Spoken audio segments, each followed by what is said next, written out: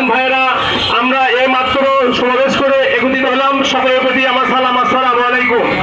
সম্মানিত শ্রমিক ভাইরা, কথা বলার সময় নাই, শুধু এতটুকু জেনে রাখেন, আমরা যে শ্রমিক, আজকে আন্তর্জাতিক শ্রমিক দিবস, এক গ্রুপ একবার শ্রমিক দিবসের নামটাই খেয়ে ফেলেছে। আজকে বলা হয় মে দিবস। মে দিবস বলে কোনো শব্দ আছে? আসলে হবে কি আজকে আন্তর্জাতিক শ্রমিক দিবস? এটা একটা চক্রান্ত।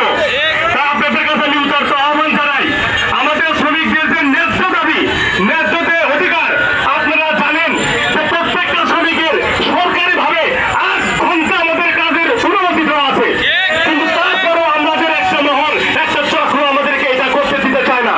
তাই আসেন আপনাদের সাথে ঐক্যবদ্ধ হয় আমরা। একটা জিনিস খেয়াল করবেন, আজকে প্রত্যেকটা ব্যানারে এরকম হাত মুষ্টি আছে, দেখছেন কি আপনারা? কেন এই মুষ্টি জানেন?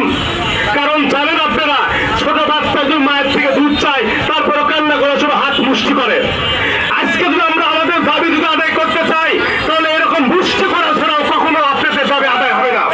তাই আসুন, আগামী দিনে আমাদের যত দাবি শ্রমিকদের জন্য, আমাদের স্বাস্থ্য সেবা, আমাদের চিকিৎসা সেবা, আমাদের ভাতা, আমাদের সবকিছু আমাদের সরকার আমাদেরকে দেয়, কিন্তু এক শ্রেণীর লোক আমাদের নাম ভেঙে তারা খেয়ে নেয়। আমরা কি আর এই সুযোগ দিব? এই সুযোগ আমরা আজকে পহেলা মে শ্রমিক দিবস থেকে জানিয়ে দিতে চাই। আমরা আর কোনোভাবে শ্রমিকদের রক্ত চুষে কোনো মালিককে পহেলা হতে দিব না। আসুন, আমাদের যে অধিকার, আমরা যেন আজকে শুধু মিছিলের মাধ্যমে শেষ করে না দেই।